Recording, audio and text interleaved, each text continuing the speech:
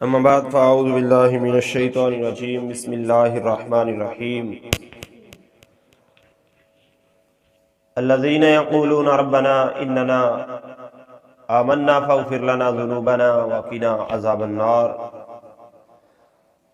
الصابرین والصادقین والقانتین والمنفقین والمستغفرین بالاسحار صدق اللہ العظیم وصدق رسولہ النبی الکریم۔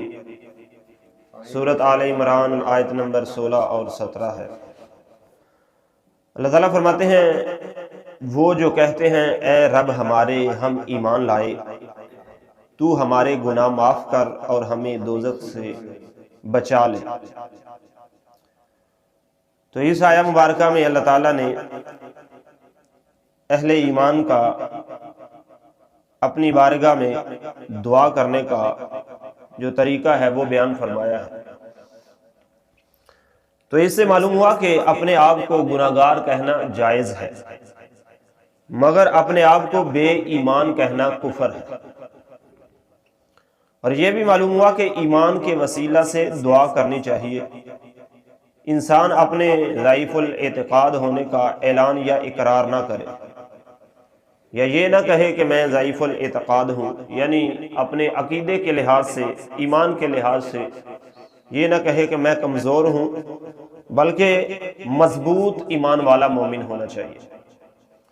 تو مومن اپنے نیک اعمال کے وسیلہ سے بھی دعا کر سکتا ہے کہ خدایا اگر تو نے میرا فلاں کام قبول کیا ہے تو میری یہ دعا بھی قبول فرما، جیسا کہ احادیث مبارکہ میں بھی آتا ہے۔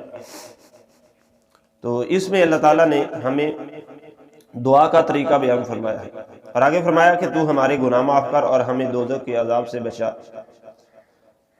اور صبر کرنے والے اور سچے اور ادب والے اور راہ خدا میں خرچ کرنے والے اور پچھلے پہر معافی مانگنے والے۔ تو اس سے معلوم ہوا کہ صبح کے وقت، یہ پچھلا پہر جو ہوتا ہے اس کو تہجد کا وقت بھی کہتے ہیں، تو اس وقت دعا اور استغفار کرنا زیادہ اچھا ہے، کیونکہ اس وقت ساری مخلوق ذکر الہی کرتی ہے سوائے کتے کے۔ کتے کے علاوہ صبح سحری کے وقت جتنی بھی اللہ تعالیٰ کی مخلوق ہے، چاہے وہ پرند ہیں، درند ہیں، جانور ہیں، انسان ہیں، سب اہل ایمان جو مرد اور عورتیں انسان ہیں وہ بھی اللہ کا ذکر کرتے ہیں، اور اس کے علاوہ جتنے بھی جاندار ہیں وہ بھی سب اللہ کا ذکر کرتے ہیں۔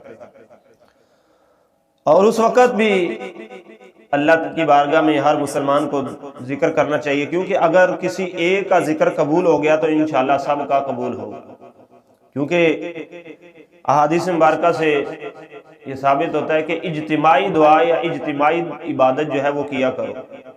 جب مل کر جمع ہو کر عبادت اور دعا کریں گے تو ان میں سے اگر کسی ایک کی قبول ہو گئی تو رب سب کی قبول فرما لے گا۔ تو اس لیے صبح کا وقت جو ہے یہ اللہ کی بارگاہ میں قبولیت کا وقت ہے۔ اسی طرح فرماتے ہیں کہ آخری نصف سے لے کر آفتاب نکلنے تک سحر کہتے ہیں۔ رات کا جو آدھی رات کے بعد حصہ شروع ہوتا ہے اور صبح سورج نکلنے تک جو حصہ ہے اس کو سحری کہا جاتا ہے۔ اور سنت فجر پڑھ کر فرضوں سے پہلے 70 بار استغفار پڑھنے کے بڑے فضائل ہیں، کیونکہ اس آیت میں اللہ تعالیٰ نے فرمایا ہے کہ پچھلے پہر معافی مانگنے والے، تو یہ بھی پچھلا پہر ہی ہوتا ہے، فجر کا جو ٹائم ہے۔ تو اس وقت یعنی فجر کی اذان سے لے کر فجر کی جماعت ہونے تک سنتے پڑھنے کے بعد، سنتوں کے اور فرضوں کے درمیان جو وقت ہوتا ہے یہ بہت ہی مفید اور قیمتی وقت ہے۔ اس وقت میں جو بندہ 70 بار استغفار پڑھتا ہے، یعنی استغفر اللہ استغفر اللہ استغفر اللہ، جس کو پورا جملہ نہیں آتا، جیسے استغفر اللہ ربی من کل ذنب واتوب الیہ، تو اگر یہ پورا آتا ہے تو پورا پڑھ لے، بہت اچھا ہے۔ لیکن اگر اتنا نہیں آتا تو صرف اتنا ہی پڑھ لے 70 مرتبہ استغفر اللہ استغفر اللہ استغفر اللہ۔ تو اس سے ایک تو رزق میں بہت زیادہ برکت ہوتی ہے، اور دوسرا یہ کہ گھر میں لڑائی جھگڑا اور دنگا فساد وغیرہ نہیں ہوتا، بلکہ گھر جو ہے یہ امن کا گہوارہ بن جاتا ہے۔